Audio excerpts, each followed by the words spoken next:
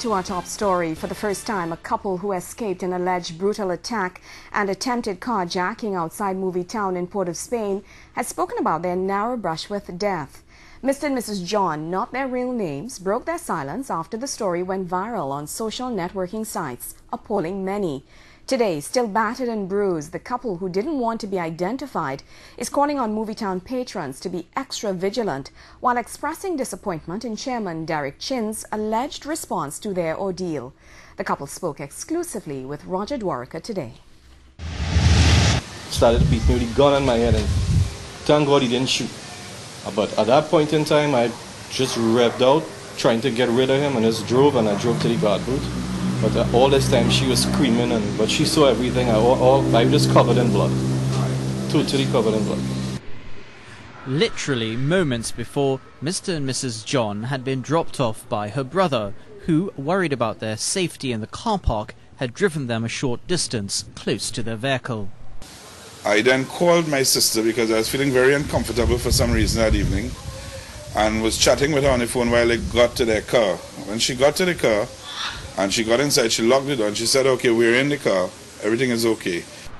It was 11:30 p.m. Saturday night when this brutal attack and attempted carjacking on Mr. John and his wife occurred in the MovieTowne car park close to Excellence Stores.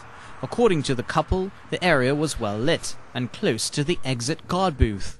Still nursing physical and mental scars of their ordeal, it's quite possible Mr. John's quick thinking saved the pair. The guy came in, he had the gun right here, and he was actually trying to open here.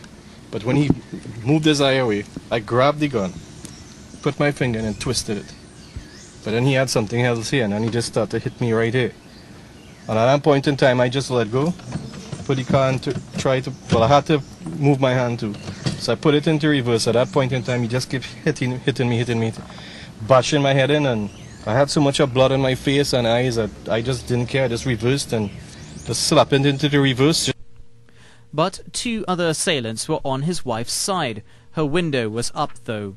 For a moment, I saw a flash of my husband's he's going to be dead. You know, he was already seeing the other guys, and I wasn't aware of it. So he started to put the finger into the trigger of the gun and started squabbling with him. But then the guy continued hitting him. You know, with terrible sounds of bashing on his brain. It echoes through. Every night I can't even sleep. I'm traumatized by just hearing the sounds of it. The attack took no more than 2 minutes. The couple escaped when Mr. John reversed, dragging the gunman with him. The bandits escaped in a white B-13. During the fracas, Mrs. John called her brother, who came racing back. I turned to the security at that point by the guard booth and said, "Lock down the area." The guy said, "Boss, them fellas gone already, you know." Vinji then told them to go to West Shore Medical, where Mr. John received stitches to his head and treatment for numerous bruises. Vinji remained at the crime scene awaiting the police. The security then turned to me and said the cameras weren't working when I asked them if we can get the surveillance tapes. On top of all of that, they said, "This is a regular thing that happens here, man. Don't worry about that." Miraculously, Mrs. John remained physically unhurt throughout the ordeal. On Tuesday night, the couple said Derek Chin rang them, inviting them back to MovieTowne. "I will not be coming back to your facility ever in life again." He got pretty annoyed or upset about the fact that I could not, be sugar-coated maybe. And he says to me, "Well, sometimes people have choices. You could build a wall around you, or you could migrate to Switzerland." I thought that was pretty rude of him. Roger Dwariker, C News.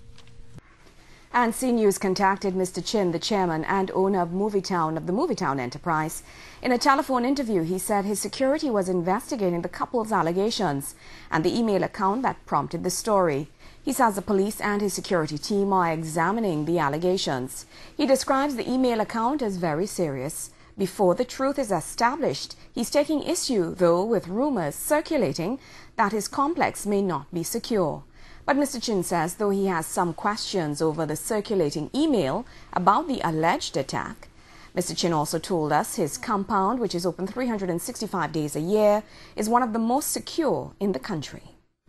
I am concerned about the email and the validity of the email. In the same way, I'm going to make that statement that we only act on fact, and we don't get a report on a daily basis or even a weekly basis of cars missing or people being attacked on a daily basis. You know, that to me is a rumor, and I'm the one in charge of the security here with my security managers, and we really keep a record and everything. Additionally, the MovieTowne chairman is assuring patrons that the entertainment complex is safe and secure, and extra security and police patrols are in operation. You read the email and you tell me if somebody could be being attacked by 4 men and being able to talk on a telephone. I can't believe that a bandit, right, would allow a person to be on a telephone talking, calling into the police or whatever, and they're doing nothing about it. She was not injured. They didn't break the glass of her window. They did nothing to deter her from calling on the telephone. On top of that, the gun that she described, I would like to know, is she a gun expert?